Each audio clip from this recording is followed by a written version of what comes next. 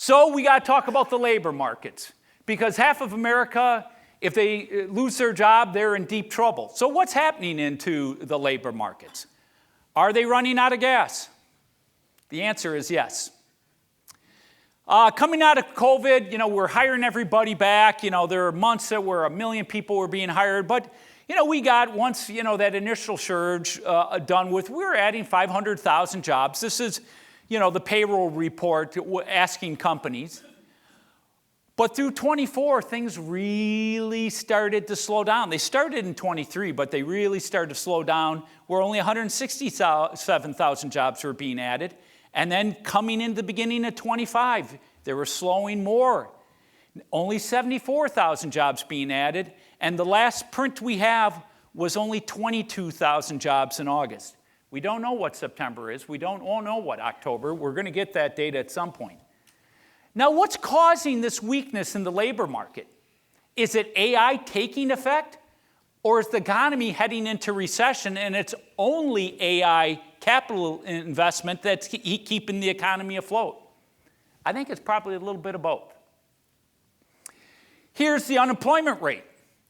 It got down to 4. It's up to 4.3. The U6 is the real unemployment rate that factors in people disillusioned, people that have part-time jobs, that want full-time jobs, all the rest. But why is the unemployment rate? I would have thought that would have been higher. There's 2 reasons why the unemployment rate hasn't gone up more. It's because our labor force is shrinking.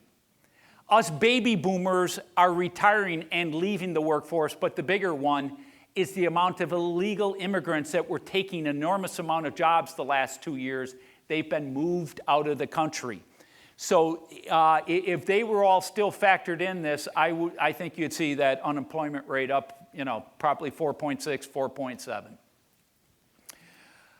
Now what's happening with layoffs? Well, we just got a report. We're not getting government data, but we just got a very negative report, Challenger Gray report, that corporations announced 53,000 job cuts in October. That's up 175% from last year. It's the highest level since 2003.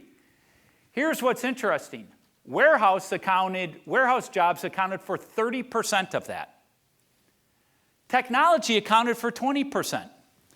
Now let's think of that. What would cause warehouse jobs to have that collapse? Could it be robotics? Have you seen the robots that Amazon has created? I've been in one of these big, not an Amazon distribution facility, another large company. I was blown away at how much robotics is going on. And then the 20% of technology, AI. They're the first ones incorporating it. Now, here's the last thing that's going to be problematic for the labor markets, and that's government employment. Under Biden, he used government employment to pump up the economy and to pump up jobs. And all that COVID money went sloshing over to states and to municipalities, and they were hiring. Well, that game's over.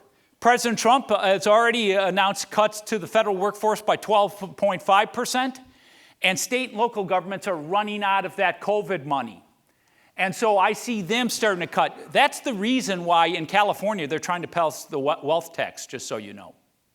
Because they know they're running out of all the COVID money. California lives off capital gains. You get a correction in the equity markets, and now they've run out. They're going to have such a gaping budget deficit, and they know they'll have to lay off an enormous amount of people. So they're coming looking for a lot of your money.